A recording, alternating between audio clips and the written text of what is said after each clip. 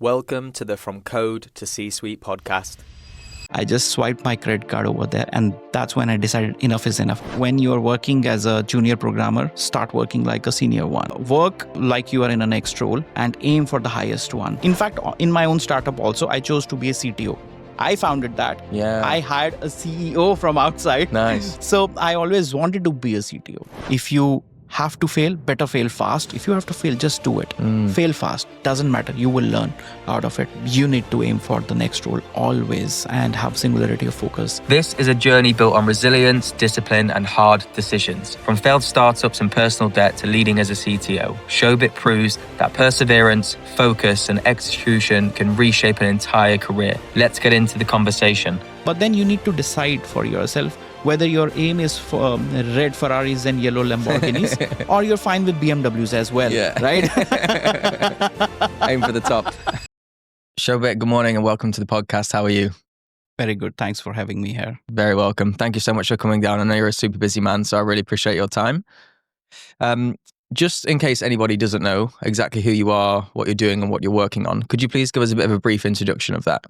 Yes. So I'm a chief technology officer for the two entities over here called EZMS, which is Economic Zone Management Solution, and Onovate Solutions.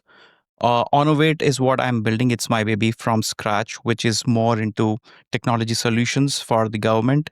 We are building ERP solutions powered by AI and blockchain. Any solution which helps government entities, government departments digitize their stuff, digitize their operations, that's what we do for them. Apart from that, I also, I'm a startup mentor, invested in the startup as well, which is into music tech.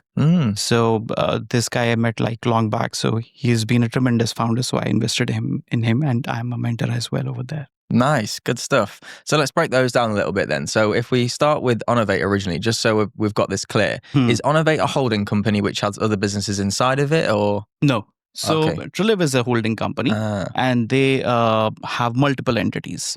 Now, EZMS was an entity which was providing ERP solutions to operate the free zones. And then EZMS was outsourcing most of their work to India. But then since the outsourcing was not working very well, they decided to build a team in-house, and that's where they got me. And I built the team from 0 to 100 now. Wow. It's been almost 1.5 years. And then I've seen the revenue jump as well for us. The new solution that we built is built on TopChain. So we were the first one last year to generate an AI-powered trade license within 5 minutes for Sharjah government. So anybody who wants to incorporate a business, they can just chat with a chatbot. It's an AI chatbot and generate the trade license in 5 minutes. No way, I didn't realize that. Yeah. That's super cool. Yes. I actually, when I first moved here, I set up a Sharjah free zone license. And I was going through a company called Creative Zone at the time. I didn't realize that you'd generated an AI chatbot that could do that for you. Yes, absolutely. So they came up with the problem that they want to have ease of doing business in Sharjah. Dubai is far ahead. If we look at the tech landscape, Sharjah also wants to catch up, and they are investing heavily. If you look at the foreign direct investment coming in, they are investing heavily on that. And for that reason, they are investing in technology. This was one of their initiatives. Wow. So bird's eye view then, you said you've got 100 people at the moment. That's a big scale that you've done over the past year. That's true. And that was super, super fast. So the initial onboarding that we did in the first month, we onboarded about 40 people. Wow. But most of those people were known to me because I've been into this industry for 18 years.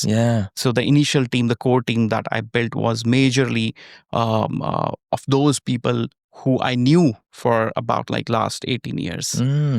So now we are again onboarding 40 people, not 40, in fact, 60 people in our team, because the work volumes have grown, and then we need to focus on new products as well. And for that, obviously, we need a bigger team. Big numbers. And what does that look like in terms of geographical location for you? I know obviously you're based in Dubai now. You've got people overseas and things as well. What's the split? So 25 to 30% people are over here in UAE.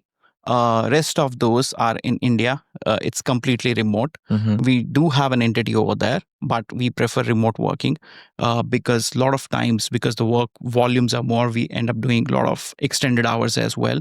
So we prefer if people can actually work from home, from the remote cities as well with their family, so that they can maintain a good work-life balance.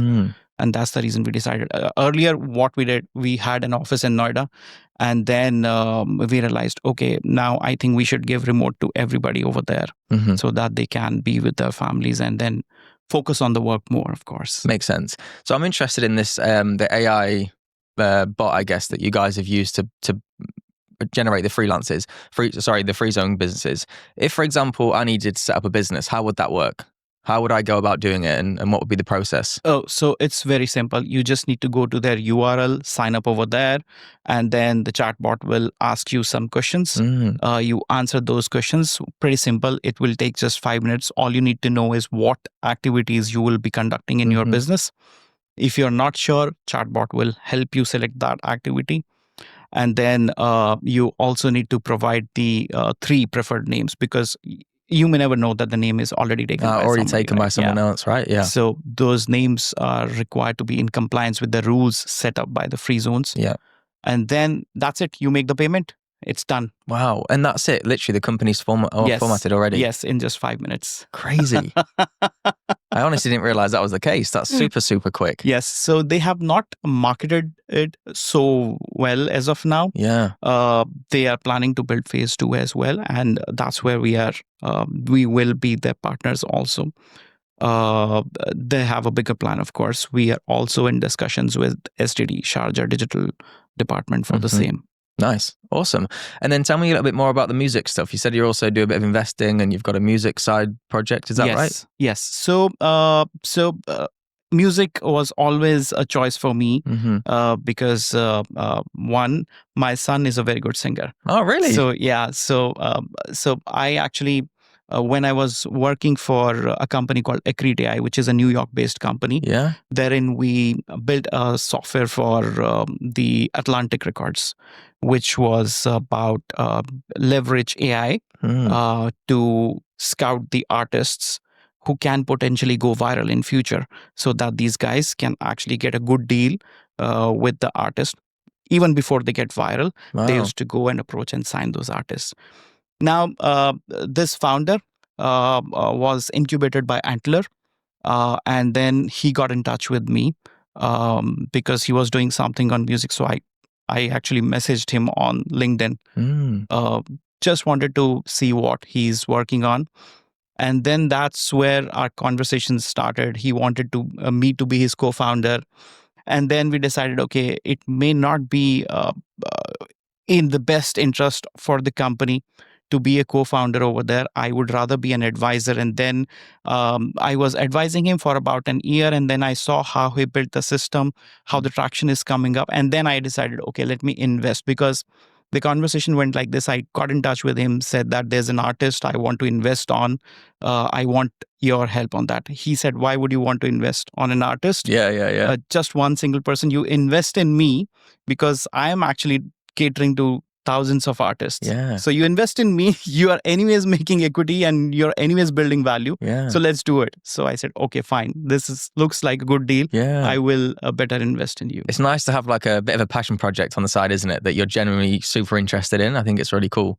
That is true. So so I'll tell you what. So before moving over here, I had my own startups as well. I mean, I have been trying since 2013.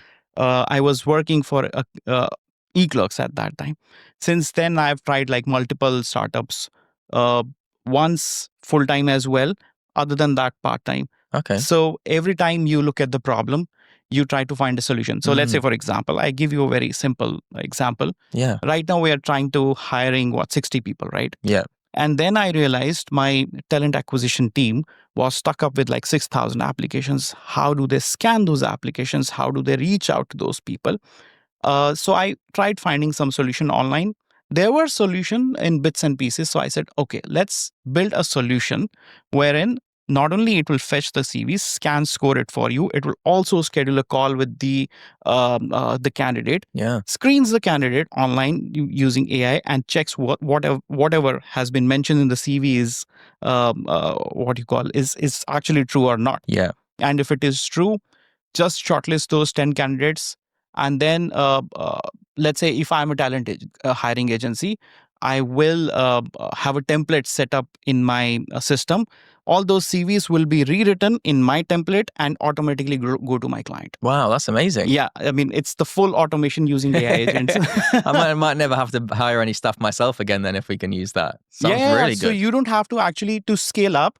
So for example, services is usually a kind of business which is difficult to scale without manpower. Yeah. But if you leverage AI and technology, you can actually scale up your services business very fast. Yeah. Because you don't have to focus on the administrative task. You can only focus on your business development, which of course AI is still far away from doing business development on your behalf. I guess that's why tech products or SaaS products, whatever, right? You can get such good EBITDA on them if you want to sell them and things like that because of the scalability. Right.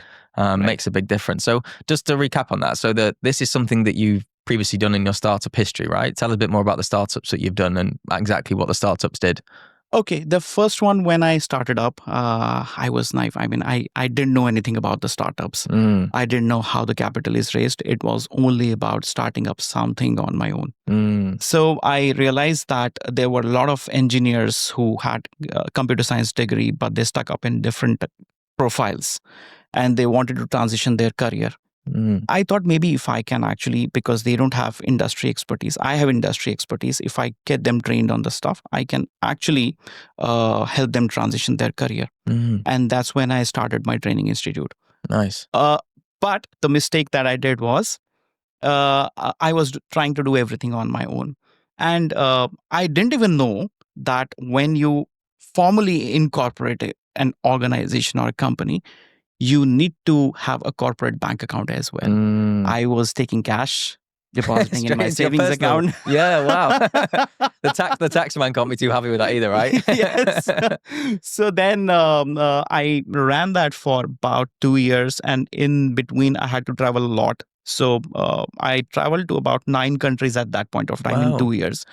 And then is this part of your job, or you're just traveling? No. It was it was part of my job. Okay, cool. So that job required me to travel a lot with the sales team because to showcase the capabilities of the company. But that's a different thing. Yeah. But then because of that, this startup started suffering.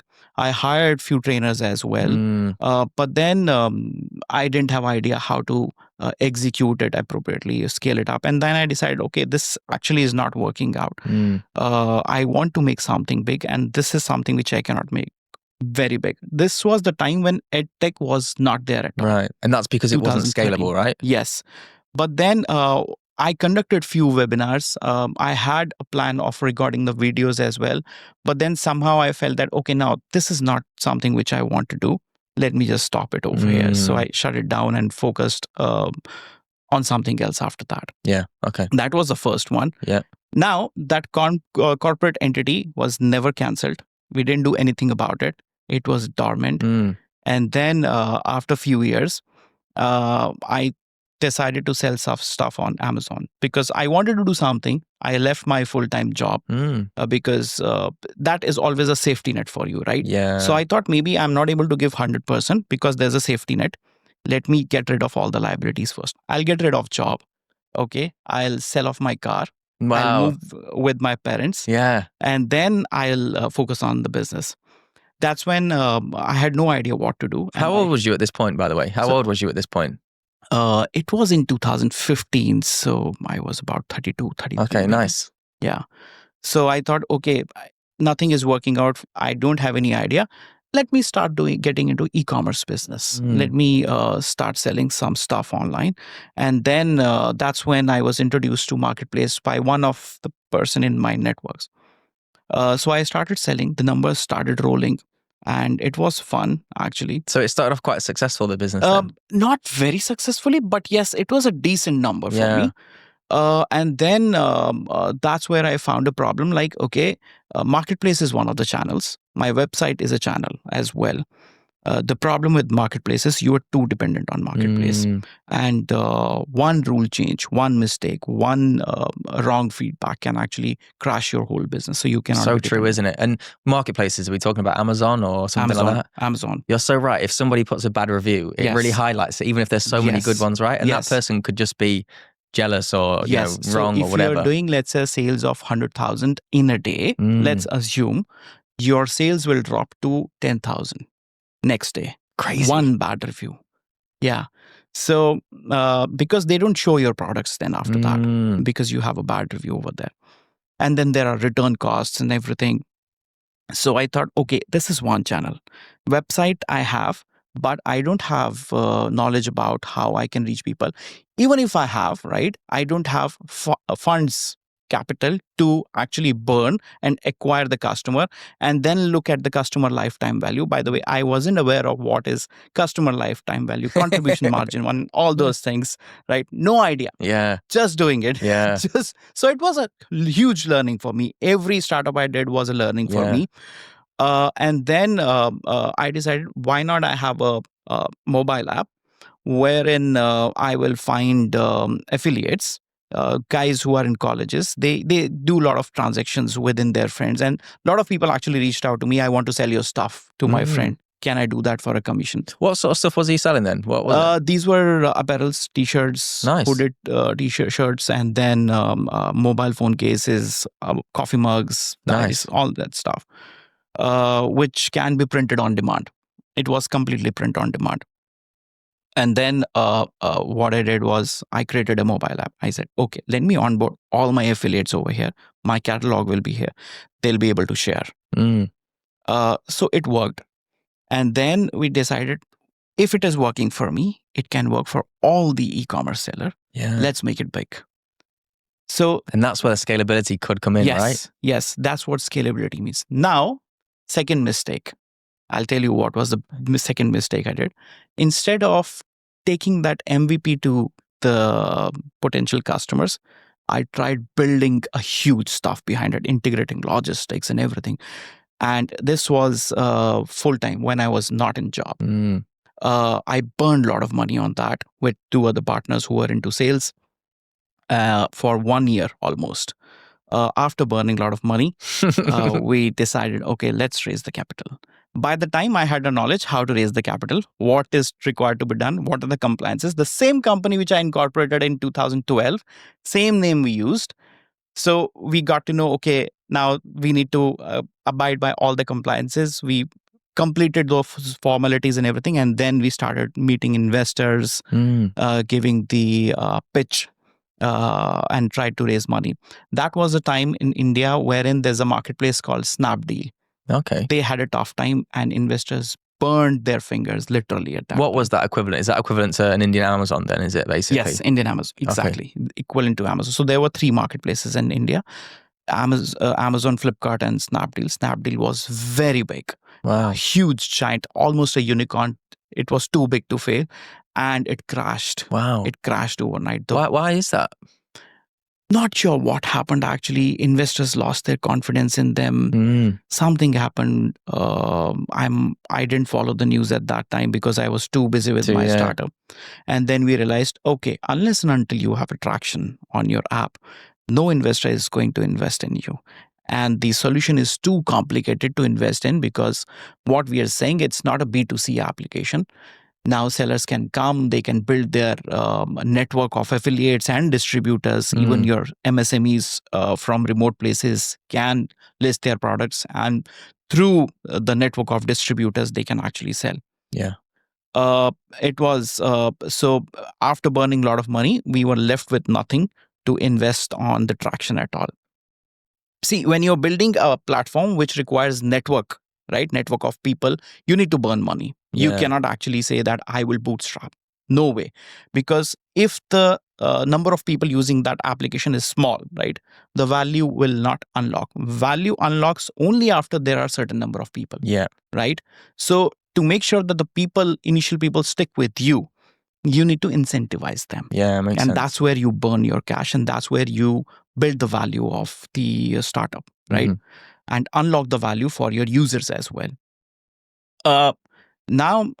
So we didn't get money. There was a time when we didn't have money to pay to our employees as well. Wow. So we had to let them go. And then some of those, by the way, are not employees who were actually building for us. They were not employees, consultants, freelance consultants. They have built a successful business in India. Now they are still working with me. Yeah, nice. And they have built a very good business of services only. They even raised their Series B recently. So that's really good. Yeah. Yeah. So I pushed them to leave your job. So those guys still consider me as a mentor. So I pressurized them, leave your job and then do it. Then do it. Love that. So then what happened after that? So one day, I was... it's a hard, it's a hard journey to be an entrepreneur. Starting a business is super hard. There's so many things you don't think of, right? Very hard, especially when things are not working right for you. It consumes you as well, though, right? Because you can't stop thinking about it. Yeah, that's where I started getting gray hair. Yeah. So I went to my child's school. I was in debt, by the way. There was bank money I have taken, financed. I went to my kid's school. I had to pay fees. I had no money in the account. Wow. So what I did, I just swiped my credit card over there. And that's when I decided enough is enough. I need to get back into the job now. Yeah, makes sense. And I'll focus over there. I'll have only one focus, which is to grow in my career. Yeah. And ride up the corporate ladder. That's what I'll do. Yeah. And maybe because I cannot, let's say, if I don't get a chance to build a startup, I will rather invest in founders. Yeah. That will be a better approach for me. Makes sense. And that's when I restarted my career. And then within 3-4 months, I got promoted. And then after that, it's like rest is a story. Like I reached here. Yeah. Nice. I think there's so many things that are interesting there. Like, first of all, you mentioned you kind of sold everything, quit your job, and went 100% in, which is super hard because I think your back's against the wall then. But I also do think there's a term, isn't there, called burn the boats? Like, you can't go back at that point. So you've got to go for it. So I think that's really interesting. But, when it doesn't work out, it's super hard as well. What else was I going to say? I think that you have a very entrepreneurial spirit inside of you, right? You like to try new things, you like to take risks and carry on going from there, which I think also, if you want to then go up the corporate ladder after that, it's a very good personality trait to have because it means you work super hard and you naturally solve problems. Right. So big things, I think that's a good idea. Yes, I always suggest my people that if you have risk-taking appetite, go for it because it doesn't matter if you fail or pass. You learn a lot. And then even after that, if you have to come back, it's absolutely fine. It's okay. Right? Because you will be a different person. And then after that, you will see that how you can actually drastically solve different problems. And that is satisfying. I'm telling you, that is really satisfying. I feel like the amount of pressure you have on your shoulders if you're starting a business by yourself is going to be so much easier to deal with problems inside of another business as a leader or a CTO, right? Because you're not thinking about where the money's coming from or you're not thinking about anything. So you've actually got free mind space at that point. Exactly. It's a completely different ballgame because you can take decisions really quick because you don't have to worry about money, right? There is somebody else who's always there to take care of that. And then most of the times you end up taking right decisions because then the biasness is gone, right? What happens when you're a founder and you have to worry about money? Sometimes you have to rethink whether I should invest in this or not. Maybe that's the right thing to do, right? But if you are in a dilemma, you are gone. Yeah. That's the biggest problem. So you should always have singularity of focus, take quick decisions, but then not everybody is in the position to take those type of risks and take. So I always say this to the people who talk to me that I say that maybe you read somewhere that you need to have 1 year of backup. I say you need to have at least 3 years of backup because your startup will take 3 years at least. Okay, maybe it can actually give you in 6 months as well. We have seen recent AI startups getting funded, becoming unicorns. But then behind that, there are 99.5, 99.9% startups which actually fail. Yeah. Right? The odds of being successful is against you. It's right? crazy, isn't it, actually? It's the game of probability. Yeah. So you need to have everything in right. You need to have right team. You need to be in the right industry at right time. The market should be big. It should be growing. Investors should be at that point of time investing in those type of ideas. For example, right now, you come up with AI, any problem, people will invest because that's a fulcrum right now. Everybody is investing in AI, right? Now, if you come with some kind of social media or anything like that, it won't work at all, right? So you need to disrupt the market. So that's what I always tell people, that it's the game of probabilities. If you get everything right, then only you can succeed, right? Yeah. And maybe even sometimes still not. I think a sprinkle of luck also very much helps as well. That is true. That is true. And there's always a founder's bias, right? So I started up a company in 2023 with my job, of course. 23, it was more around. So what I saw that in India, people were not happy with Uber because Uber was charging a lot of commissions. And the drivers, what they started doing was they created their own WhatsApp group. And they used to, whenever any customer used to come and sit in their cab, they used to give their business card. If you need any ride again, please contact me. Right? So they used to build their customer base, build the relationship with the customers. And then, so obviously they cannot go everywhere with all the customers. So if customer used to message them, I need a cab right now, they used to push that ride on the group, and anybody available in that area used to pick it up from there. Oh, that's good, yeah. And I thought, they are doing this is very unorganized. They are doing it at a small scale. Yeah. Let me do it at the large scale. Let me come up with an application. Now, this idea I presented at Indian Institute of Management, Calcutta. Wow. It was ranked among top 10 out of 50. So I did a program on entrepreneurship from IIM Calcutta at that time, and this was my capstone project. We onboarded 4,000 drivers in 2 months' time. Wow. But that's crazy. Founders bias, I'm telling you. Yeah. I thought that's a problem. Problem was not that. Problem was they wanted more business. They didn't want a sharing platform because they already have WhatsApp with them. So it's more like whether your solution is a painkiller or is it a vitamin. I was giving them a vitamin. They didn't want that. They wanted a painkiller, right? So that's the reason it didn't work. Very interesting. Yeah. So I said, okay, now let's shut it down. Yeah, because I guess it seems like such an amazing solution in your mind, but I guess sometimes the end users, it's slightly different, isn't it? Yes. You always need to validate the idea. But sometimes even your validation criteria fails. So we validated that with, let's say, 100 drivers, and they said that this is amazing. We want this. Because there are a lot of things which are happening. We have conflicts within the groups and all that stuff. This will solve. I thought this is a good solution. Let's build it. Gosh. But yeah, it didn't work. Yeah. Well, look, you've done so many things. I feel like you've had such a good career across startups, across, getting to where you are now. It's amazing. What actually sparked your interest in technology? Like, how did you first get into the industry? So let's talk about the Stone Age now. Yeah. So 1998, I was in class 10. Then in India, you have two choices. Okay. I mean, all of Indians, you will meet, their parents will push them. You need to be an engineer or doctor. So true, isn't it? Yeah. Those are the two options that you have. Yeah. If you're good in science and mathematics, those are the two options you have. By default, you cannot choose anything else. The society around you is like that. Okay, you have to do that. Yeah. Right? And that's when one of my uncles actually flew to United States because he was a software engineer. Okay, nice. So I thought, this is something probably I would want to do. And that's when I opted for computer science as the course in next year after 10. So, and it was C++ programming. I found it very interesting, luckily. I mean, I feel I'm lucky I found it interesting. Otherwise, it would have been a disaster. Yeah. Then there, I got so deeply involved and excited with that sometimes I focused only on that subject, by the way. Everything else, I got C. Really? Yeah. Why do you think you liked it so much then? I don't know. I mean, again, it's about solving the problem, right? Yeah. Use your brain to solve the problem. There's a logic that you need to apply.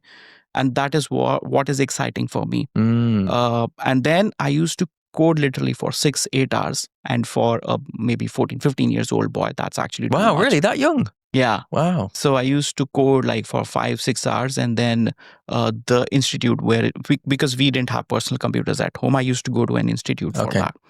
And sometimes at 9 o'clock at night, 10 o'clock at night, when the shutters of that institute were half down, the guy over there was very supportive. He never told me, okay, come on, so go. nice. So my father used to come, knock the shutter. Okay, it's time to go, because I'm from the tier 3 city, Jammu and Kashmir. And there, 9 o'clock, everything stops. Wow. The roads are all deserted, nothing, no lights, dark. So my father used to knock the door. Okay, time to go now. So nice. So that's where the desire to build career in technology. Back in those days, what was you actually building? What was you, the C++ stuff you was building, what was it? What sort of products? And there was not a particular problem that we were solving. I was more fascinated by the graphics library C++ had. So some animations and all that stuff was what I practiced on. Initial years of your coding is more about practicing the programs, learning the logic, doing paper coding and all that stuff. Okay, nice. I mean, till today, few days back, my son was actually sitting with me trying to learn while loop in Python. Wow. And I told him, why are you doing it on laptop? Okay, I know there are AI agents which can code for you, but still, you need to learn fundamentals. Take this notebook and do it here and show it to me. So anyway, so that is what I used to do. But my first product that I built was in my college days, wherein there was a problem that in a class, when professor is there, we wanted to chit chat, which was very difficult. And most of our guys had this phone, Nokia 6600. And then Nokia phones, that seems a blast from the past, and doesn't it? we used to have Yahoo Messenger at that time, long back. And then there were Yahoo chat rooms as well. I decided, let me build a chat room in this Nokia 6600, which we all will log into, and then we can chit chat when to leave the class. So there's a back door over there. When professor is not looking, you can run out of the class. You have marked your attendance and you run out. And was you able to do that? Did you build it? Yes. I built that, coding the whole Bluetooth stack. So it was not over internet, because internet, you never used to have internet on your phone. Yeah, Bluetooth. I remember Bluetooth was everything, wasn't it? So you are in a room, there's a chat room which is connected over Bluetooth. You chit chat. And then, yes, you say, okay, shall we go to cafeteria? Oh, yeah, let's go. No way. Shall we go out and play football? Let's go. It's giving me like, like the early days of Facebook, where it's in school and it's a schooling system where people have to chat together and stuff. It's giving me those sort of vibes. Amazing. So that was the first product. Yeah. Again, now if I look back at that time and I think, okay, if vision would have been there, it would have been something like WhatsApp chat room, right? You have a WhatsApp group. It was similar to that. Wow. But then probably it was too early, because Android was not there at that point of time. God, I was going to say, because on Android and back in the day when I had a Nokia, there was no such thing as multiple group chats. That wasn't a thing at all, was it? Yeah, no, nothing was there. Yeah, wow. And then how about, I know we spoke about a lot of things you've done recently, but getting your first role in the industry, your first, I guess, junior software engineering position or whatever that was, what did that look like and how did you get that? You either, so when you are studying engineering in the college, you either get selected on campus or you get selected off campus. They conduct interview drives, and then you go over there. There are thousands of people who come for the written test, and then you have interviews, shortlisted people have interviews and all that stuff. So that's how I got into TCS. It was completely off campus. On campus, I wasn't eligible because there was one subject I remember called electrical measurements and instrumentation. And I was majorly more inclined towards computer science. I had nothing to do with electrical measurements. And that was so boring that I failed that subject 4 times. Is that like hardware stuff then? Is that what that is? Is that more hardware than software, the other class? It was more of theory. You need to learn a lot of things rather than solve the problem logically, mathematically. It was more of you need to remember those huge diagrams and then a lot of theories and all that stuff. So 3 times I failed. 4th time is when I cleared. And then the first actual role it was, what was that? Like what business was it? So I got selected by TCS. Then the first role was junior. So it was a software engineer trainee. Nice. Yeah. So you get into a training program for 2 months. Then you are deployed. You get a base location. I got Mumbai. Hyderabad was a training. I got Mumbai. I went there, and then that's where I got reality check. The world is very hard. I mean, it's very tough. So they said that, okay, you need to go to so-and-so location for your project. And from my place where I was staying, traveling in a local train, I'm not sure if you're aware of the Mumbai locals, it's overcrowded. You cannot shut the doors. People are hanging outside the door. It is so crowded over there. You're talking about the trains and stuff, right? Yes. Yeah, I think I've seen online. And then I said, no, sorry, I'm not going to do that. Okay, because so I have been from tier 3 cities, so there were a lot of comforts given by my father. Okay, what does tier 3 city mean? I actually don't know what that means. So there are different tiers of the city. One is your metropolitan, Mumbai, Delhi, Bangalore. Everybody knows about those cities. Yeah. That is where your majority of business activities are conducted. Okay. Then you have tier 2 cities, which are usually the neighboring cities of these tier 1 cities, okay. Where you have the business activities conducted, but not to that extent. Then there are tier 3 cities, which are far away. Jammu and Kashmir, for example, Northeast. Is that like the countryside then? Countryside. Okay. Countryside. Yeah, not completely countryside, because there is further remote area which is countryside, but this is still a city, but not that developed. You don't have too many job opportunities over there. So I forgot what we were talking about. With the first role in the industry. First role in the industry. Yeah. So my father had gave me so much comfort that when I was going to the college as well, he gave me like 4-wheeler. Okay, you go to the college in 4-wheeler, not on 2-wheeler, because he was scared of that. Yeah. So from there to Mumbai, where I had to use local transport, it was a nightmare for me. I refused that project. I'm not going to go. And this resource management group, she got so much irritated with me. She said, I'm going to make sure that you get the worst project of No your life. way. Yeah. And then 2 months, there was nothing. And all my enthusiasm was going down. Yeah. But then I was still learning. That's the good thing. I was still learning. I was getting time. And then she said that after 2 months, now what have you decided, sir? I said, I know that you will not give me a client project. Give me an internal project, internal to TCS. Internal IT is what I wanted, because I wanted to code. And I knew that internal IT means a lot of products which are being used by, they had 100,000 employees, which is being used by 100,000 employees. And that's a good place where I can actually learn coding rather than being a support product or technical support. I don't want to do that. Let me be in this product. Yeah. So she was happy, because nobody was choosing that. Nobody wanted to work for a product wherein there is no client. Everybody wanted to be on consulting side. So I said, no, I will do this. So I can get into coding. Nice. That was the first role. Yeah. And then software engineering, where you're hands-on coding, how many years was you in roles like that before you decided to get into leadership? 4, 5 years, 6 years maybe. I mean, I still do hands-on sometimes, not too frequently. In fact, the music tech I spoke to you about when I was in Crete for Atlantic, there also, when we were stuck up with a bigger problem, that client was not happy, and I sat myself with my team. I coded for about a month or 2, from customer not being happy to customer being delightful. That's what. So I still do code, but not too frequently. But I would say hands-on when I was not in a leadership role was about 5 to 6 years maybe. Okay, nice. Yeah. What made you want to transition from coding into leadership roles? I have always been a person that when you're working as a junior programmer, start working like a senior one, right? If you're a senior, start working. So work like you are in a next role and aim for the highest one. What does that mean though? So behaving let's like say, for example, a junior programmer. If I have to look at the career path for a junior programmer, it will obviously be the highest role is a chief technology officer, right? So the aim was always to be the chief technology. In fact, in my own startup also, I chose to be a CTO. I founded that. Yeah. I hired a CEO from outside. Nice. So I chose to be a CTO there. So I always wanted to be a CTO. So that was always the end goal, right? Always the end goal. Nice. That is what I want to do.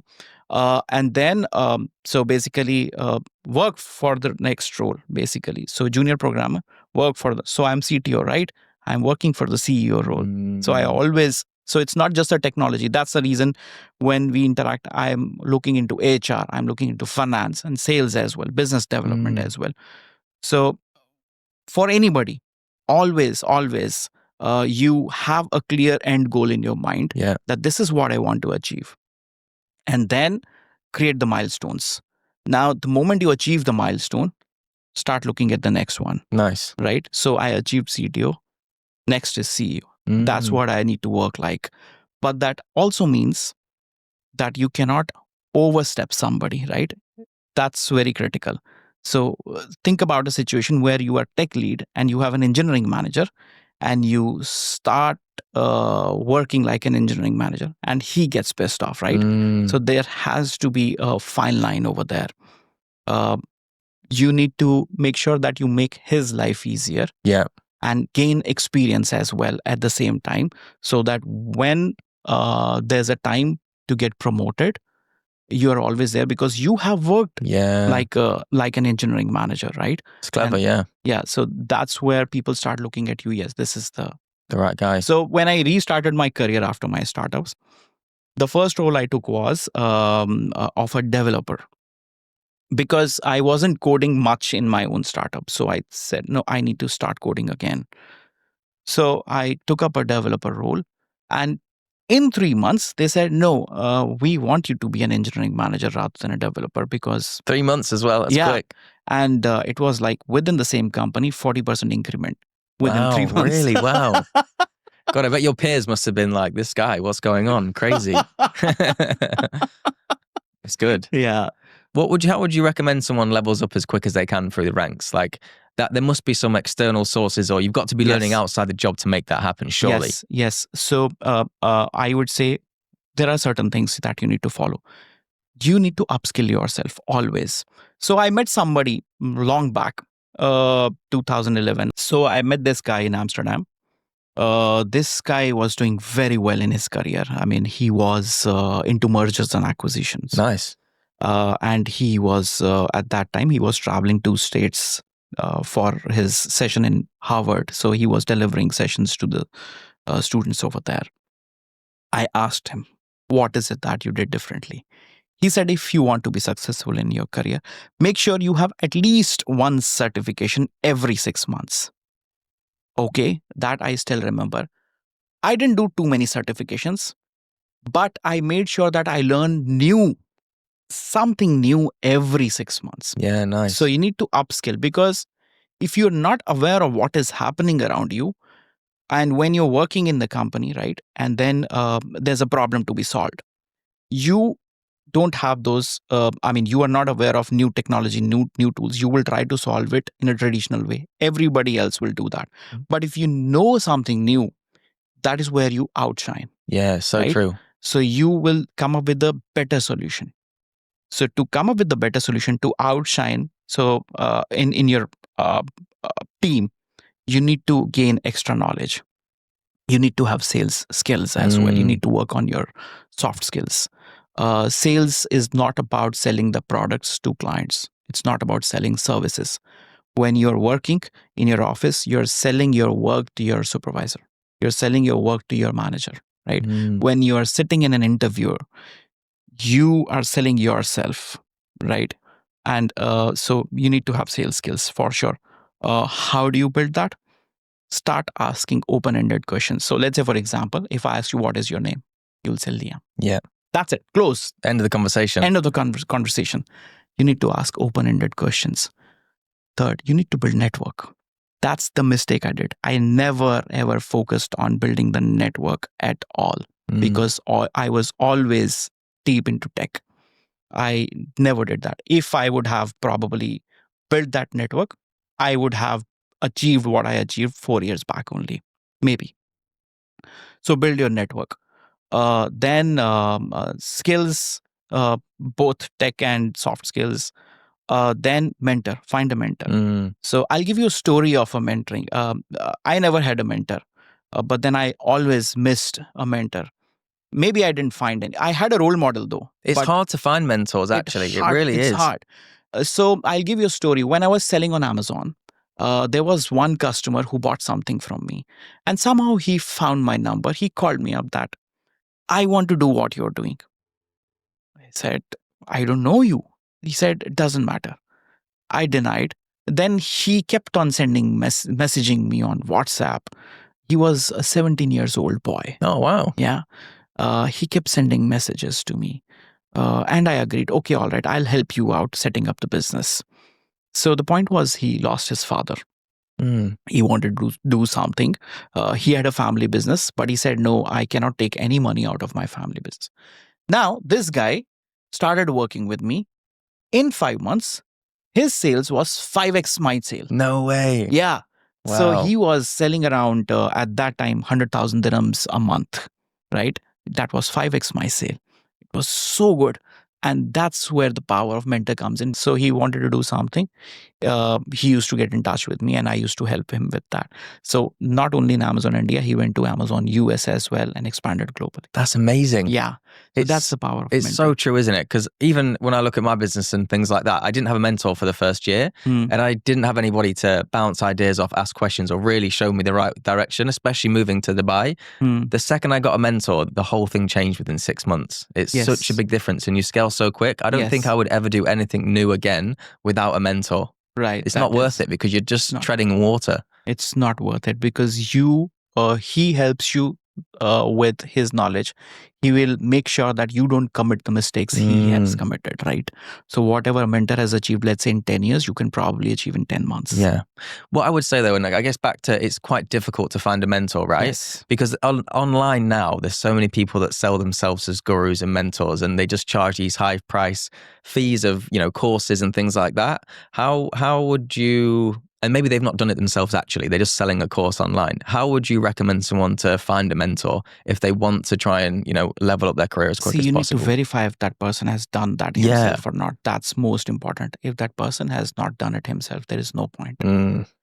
I met a CTO of Capgemini. He's a board member now. I got one mentorship session with him. And that's how I started posting on LinkedIn because that's what he advised me. Really? That's what you need to do. Yeah. So you need to go online, search on LinkedIn, verify that the person, real mentors probably will not charge you anything. That's what I believe. Let's say if you talk about me, I am passionate about teaching people, helping people, right? So if I have time, I won't mind giving you 30 minutes, 35 minutes. And that's all you need from a mentor. You don't need hours from mentor. Yeah, it makes sense. It is interesting. It makes such a big difference, I think, mentorship really does. Yeah. In regards to tech then, what have you seen in regards to the last 5 years, the biggest shifts that you've seen in the industry? Oh, it's huge. Last 5 years has been really huge with the quantum computing in place. Now you have capability of training the models at lightning speed. So it has changed a lot. I have seen the transition, I'm from those earlier stone ages, floppy disk to CD to DVD, thumb drive, cloud storage. Right? Floppy disk. It's actually crazy to think people operate on floppy disks, actually. Crazy. So things have changed drastically. Earlier, I remember early days, we used to build the system, leave it there, go for a coffee break, come back, and the system used to building. And then we used to get an error. Oh, shit, I'll have to change the code and rebuild. So productivity was so low at that time, at that point of time. Now, if people tell me that, okay, people will lose jobs because of AI, I say no. People will not lose jobs. In fact, let's say out of 10 people, I need only 2 to run my business. But there were 2 companies earlier. Now there will be 10, right? So the number of jobs will increase because the productivity has increased. Time to market has become really short. So there will be more businesses. Interesting. So you think that there'll be more businesses, so necessarily people won't be out of work, but each business will be a leaner team they can operate under? Yes, that is true. Makes sense. Any other differences you think the next 5 years will look like? What will, I guess, also in your industry, AI, but also the stuff you're working on now, what can you forecast for the next 5 to 10 years in tech? It's very hard to predict now, honestly, because 5 years is too long period. I can't say what will happen. Especially the speed things are happening, right? Yes. But recent changes which I have seen in my work as well, the agentic stuff has become the integral part of the system design now. Earlier, we never used to have an AI agent layer, right? When we used to design the system. Now we have an agent layer as well. So what I see is business rules which earlier used to be coded by the developers. One is you use an AI agent to code, right? The other one is you use AI agent to build code the business rules. The other thing is you separate out that layer, Mm. give that layer to business. You write your business rules in natural language completely. I, as an engineer, will only focus on security, performance, and all that stuff, and other nitty-gritties of the system. Yeah. But business rule, because what happens when business gives you rule, developers probably goof up because they are not industry experts, and that's where a lot of errors come. That has definitely changed for sure. Hard to say what will happen in the next 5 years. In regards to like a software engineer, for example, how do you think their role will change? Do you think they'll become more hands-off and it might turn into more of a project management role because they're not necessarily coding as much? How do you think those roles will change? No, I think they will still code. Yeah. But yes, they will be able to generate more. The productivity will be more. That's it. They'll end up like instructing the system to generate the code and solving the bugs which a system is not able. Okay, now the code quality is bad from the agents.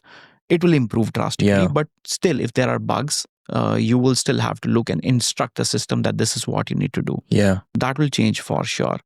But somebody who knows the code will be able to do that. You still need to know code. That's what I feel. A lot of people that I spoke to recently, they're really keen on hiring senior engineers at the moment that have got good experience and they know the fundamentals and then they can enhance themselves with AI. But it seems quite hard at the minute for entry-level software engineers to get into the industry. Do you feel the same? Like, do you feel like it's quite a difficult space to break into, or?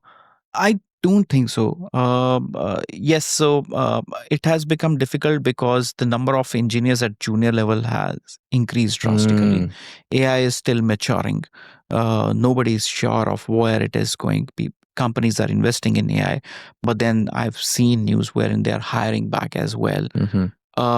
But then let's assume you are not hiring junior engineers. Industry is not hiring. Now the seniors become super seniors, right? Who will fill up those senior roles? That makes I sense. still go to college drives. I still pick up fresh grads from Really there. nice. Only reason for that is for a business like us, we are into services. We need to ensure the cost of service that we are offering to our customers is low. Yeah. Because services industry in tech is a red ocean, not a blue one, right? So you need to, it's a cutthroat competition. So I need to ensure that I'm building my army for future at a better cost. So that's why I go to campuses for placement. Makes sense. But even cost aside, I think people that are coming straight from campus, right, their mindset and their, I guess, hunger to work is different than a senior, right? Yes. They're like, they want to work hard, they want to learn really quickly. Yes, for sure. More enthusiastic. You sometimes get people from the campuses who are as good as 4 years experience because they do a lot of internships. Yeah, that's good.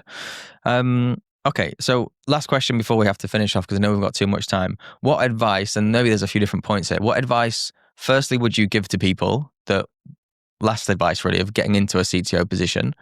I know we spoke about that quite a lot, but first advice to get to a CTO, and then second advice for anybody that maybe wants to build startups and things like that. I appreciate you've tried a few times yourself. Like, any advice you would give to people that are looking to be founders?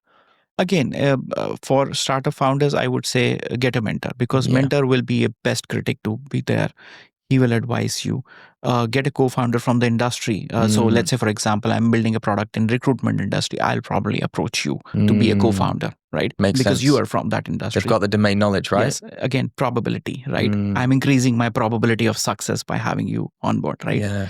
And then just try it. If you have to fail, better fail fast. Just don't have that idea in your brain and keep thinking about it. If you have to fail, just do it. Fail fast. Doesn't matter. You will learn out of it. For corporates, again, we have spoken a lot about it. Yeah. You need to aim for the next role always and have singularity of focus. Don't have a divided focus. If you are sailing in two boats, you will sink. I have done that. Entrepreneurship, even though it helped a lot to me, but if I would have probably had a mentor and would have said that I will only do corporate ladder climbing, maybe I would have achieved a CTO role 4 years back, right? That is possible. But then you need to decide for yourself whether your aim is for red Ferraris and yellow Lamborghinis, or you're fine with BMWs as well, right? Aim for the top. Right. Makes sense. So when you are in campus, right, your dreams are very big, huge, and that is good. That's hunger. That's how you grow. That, actually, I think. Yes. But over a period of time, as you start aging, you become more practical, right? Then you know, okay, this is what I can do, this is what I cannot do, because your risk appetite will become less, right? By the time you'll reach 40, you'll have kids, family, and all that stuff. You become further more practical. And then you start looking at the next generation like, yeah, this is the next generation. Let me invest in this person. Interesting. Amazing. Thank you so much for sharing your story, Shobit. I absolutely love that. I really appreciate your time. Thank you for having me here.